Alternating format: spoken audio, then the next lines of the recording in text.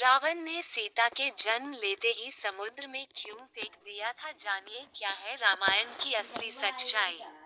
रावण का सीता के जन्म के समय समुद्र में उन्हें फेंकने का घटनाक्रम महाकाव्य रामायण में वर्णित है। हालांकि यह घटना कुछ भिन्न रूपों में विभिन्न संस्कृतियों और आस्थाओं में प्रकट हुई है।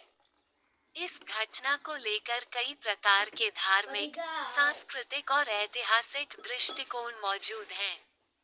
आपने पूछा कि रावण ने सीता को समुद्र में क्यों फेंक दिया था, तो इसके पीछे की सच्चाई और कारणों को समझने के लिए हमें रामायण के विभिन्न प्रसंगों और उसके विश्लेषण पर विचार करना होगा। 1. सीता का जन्म और समुद्र में फेंकने का कारण। सीता का जन्म महाभारत से पूर्व त्रेतायुग में हुआ था। वह प्राचीन राजा जनक की पत्नी रानी सुयोधा के गर्भ से उत्पन्न नहीं हुई, बल्कि उन्हें राजा जनक ने हल चलाते समय खेतों में एक क्यारी से प्राप्त किया था। इसलिए उन्हें जनक नंदिनी कहा गया। उनके जन्म के समय यह एक चमत्कारी घटना मानी जाती थी, क्योंकि सीता का जन्म भूमि से हुआ था और वह एक अद्वितीय और दिव्य कन्या थी। रावण ने सीता को समुद्र में क्यों फेंका? इसका प्रमुख कारण ये था कि रावण ने अपने आत्मविभूति और अहंकार के कारण उसे एक साक्षात देवी के रूप में देखा था। सीता के जन्म के समय रावण ने ये जान लिया था कि यह कन्या अत्यंत शक्तिशाली और देवताओं के आशीर्वाद से उत्पन्न हुई है। रावण की यह मान्यता थी कि कोई भी शक्ति जो उसकी सत्ता को चुनौती दे सकती है, उसे नष्ट करना चाहिए। 2. रावण की अहंकारिता और उसके निर्णय का सांस्कृतिक संदर्भ। रावण का अहंकार और उसकी आस्थाएं उसे यह विश्वास दिलाती थी कि संसार में कोई भी शक्ति उसकी शक्ति से बड़ी नहीं हो सकती। रावण ने ये समझ लिया था कि यदि सीता की शक्ति बढ़ने दी जाती, तो वह उसकी सत्ता को चुनौती दे सकती है।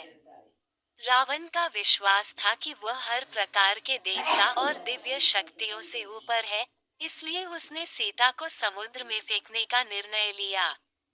ये कदम उसकी अहंकारिता और आत्मविभूति का प्रतीक था। 3. समुद्र में फेंकने की प्रक्रिया। सीता के जन्म के समय राजा जनक ने उन्हें पाला और अपनी पुत्री के रूप में बड़ा किया था। रावण का समुद्र में फेंकने का निर्णय इस पर आधारित था कि वह इस दिव्य शक्ति का नाश करना चाहता था। वह चाहता था कि सीता को कोई शारीरिक या मानसिक आघात पहुंचे, ताकि उसकी शक्ति समाप्त हो जाए और वह भविष्य में किसी भी तरह की चुनौती देने में सक्षम न हो। 4. कहानी के धार्मिक दृष्टिकोण। हिंदू धर्म में सीता को एक दिव्य अवतार के रूप में पूजा जाता है।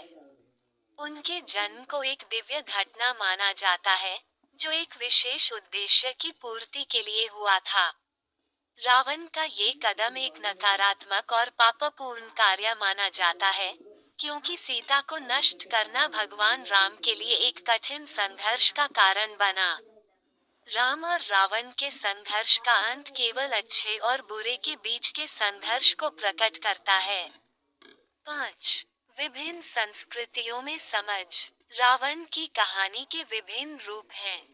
कई कथाएं और धार्मिक ग्रंथों में रावण का पात्र एक विद्वान, शक्तिशाली और नीति के जानकार के रूप में दिखाया गया है, जबकि अन्य संस्करणों में उसे एक अत्याचारी और अहंकारी राजा के रूप में प्रस्तुत किया गया है। रावण के समुद्र में सीता को फेंकने की घटना को अक्सर एक ऐसे व्यक्ति के कृत्य के रूप में देखा जाता है जो अपने अहंकार और अपनी शक्तियों के मद में न्याय और धर्म को भूल चुका था। निष्कर्ष। रावण का सीता को समुद्र में फेंकने का कृत्य उसकी अधार्मिकता, अहंकार और शक्ति के मद में किया गया था। ये घटना रामायण की एक महत्वपूर्ण और प्रतीकात्मक घटना है, जो ये दर्शाती है कि बुराई चाहे कितनी भी शक्तिशाली क्यों ना हो, अंततः सत्य और धर्म की जीत होती है। सीता का समुद्र में फेंकना रावण की त्रुटियों और उसके अंत की दिशा में एक महत्वपूर्ण कदम था।